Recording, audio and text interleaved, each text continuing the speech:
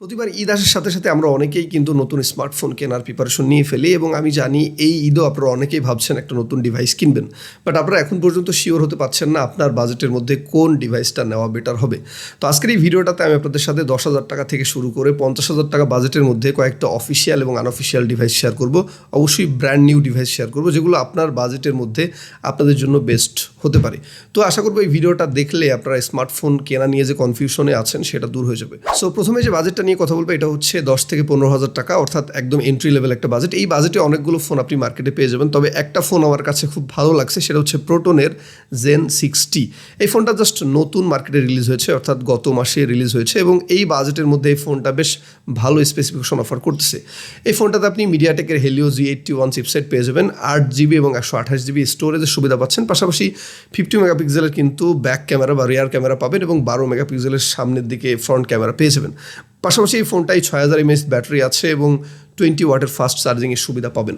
এই ফোনটাই বাজেটের মধ্যে আপনাদের জন্য খুবই ভালো হবে, খুবই ইউনিক একটা ডিভাইস, পাশাপাশি ডিভাইসটা দেখতেও কিন্তু বেশ ভালো, অর্থাৎ হাতে নিয়ে আপনার কাছে কিন্তু বেশ ভালো লাগবে। এর পরবর্তী যে বাজেটটা আসছে এটা হচ্ছে 15 থেকে 20,000 টাকা। এই বাজেটের মধ্যেও মার্কেটে অনেকগুলো ফোন এই মুহূর্তে অ্যাভেলেবল আছে, তবে আমার কাছে দুইটা ফোন বেশ ভালো লাগছে। একটা হচ্ছে ইনফিনিক্সের হট 70 এবং আরেকটি হচ্ছে টেকনোর স্পার্ক 50। এই দুইটা ফোনের স্পেসিফিকেশন প্রায় সিমিলার, একই রকম।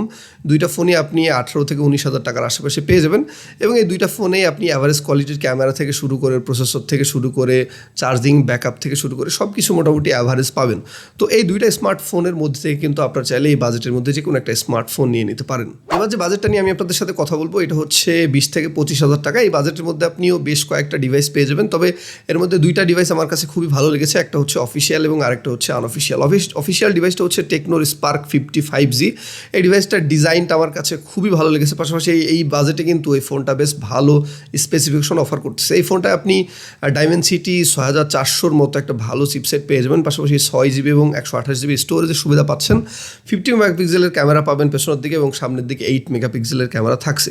পাশাপাশি এই ফোনটায় 6500 mAh ব্যাটারি সাপোর্ট আপনি পাচ্ছেন এবং 45 ওয়াটের কিন্তু ফাস্ট চার্জিংয়ের সাপোর্টও পাচ্ছেন। এছাড়া আরেকটা ফোন আপনারা এই বাজেটের মধ্যে নিতে পারেন যেটা আপনাদের জন্য খুবই ভালো হবে, সেটা হচ্ছে যে মোটরোলার G67 পাওয়ার। এই ফোনটা আপনি 23 থেকে 24,000 টাকার আশেপাশে পেয়ে যাবেন এবং এই বাজেটের মধ্যে এই ফোনটায় কিন্তু বেশ ভালো ক্যামেরা দেওয়া হয়েছে, ভালো একটা চিপসেটও দেওয়া হয়েছে এবং আপনি ভালো একটা ডিসপ্লেও পেয়ে যাবেন।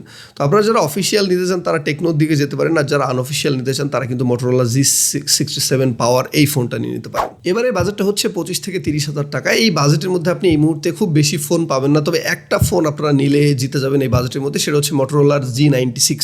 এই ফোনটাই ডিসপ্লে থেকে শুরু করে প্রসেসর থেকে শুরু করে সব কিছু কিন্তু খুবই ভালো। এই ফোনটায় আপনি POLED প্যানেল পেয়ে যাবেন, 128GB স্টোরেজের সুবিধা পাবেন, 256GB স্টোরেজেরও আলাদা ভেরিয়েন্ট আছে।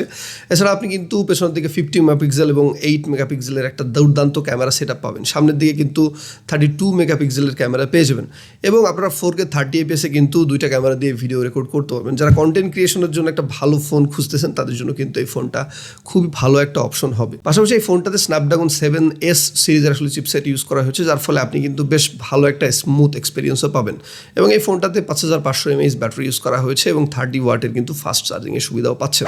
এবার যে বাজেটটা শেয়ার করবো এটা হচ্ছে 30 থেকে 40,000 টাকা। এই বাজেটের মধ্যে আপনি দুইটা ডিভাইস নিলে জিতবেন। একটা হচ্ছে Redmi Turbo 4 Pro। এই ফোনটার ক্যামেরা থেকে শুরু করে পারফরমেন্স, ডিসপ্লে সব কিছু এক কথায় ফ্ল্যাগশিপ গ্রেডের এবং এই বাজেটের মধ্যে আনঅফিসিয়াল মার্কেটে এই ফোনটা আমার কাছে সব থেকে ভালো ফোন মনে হয়েছে। এখানে আপনি কিন্তু স্ন্যাপড্রাগনের 8S Gen 4 চিপসেট পেয়ে যাচ্ছেন, পাশাপাশি ক্যামেরা সেটআপও কিন্তু খুবই সুন্দর এবং এই ফোনটা সব থেকে ভালো যে দিকটা আমার কাছে লেগেছে সেটা হচ্ছে ডিসপ্লে। খুবই সিমেট্রিক্যাল ন্যারো বেজেল ডিসপ্লে পেয়ে যাবেন আপনি এই বাজেটের মধ্যে এবং এই বাজেটে আরেকটা ফোন আপনারা নিলে ভালো হবে আপনাদের জন্য, সেটা হচ্ছে মোটরোলার S60 Pro। এই ফোনটাও দুর্দান্ত লেভেলের ক্যামেরা সেটআপ দেওয়া হয়েছে, ভালো প্রসেসর দেওয়া হয়েছে, ভালো ডিসপ্লে দেওয়া হয়েছে। ওভারঅল এই ফোনটাও কিন্তু আপনাদের জন্য খুবই ভালো একটা ফোন হবে 30 থেকে 40,000 টাকা বাজেটের মধ্যে। আপনার বাজেট যদি 40 থেকে 42-43,000 টাকার আশেপাশে হয় তাহলে আপনারা কিন্তু Honor 400 ফোনটা নিয়ে নিতে পারেন।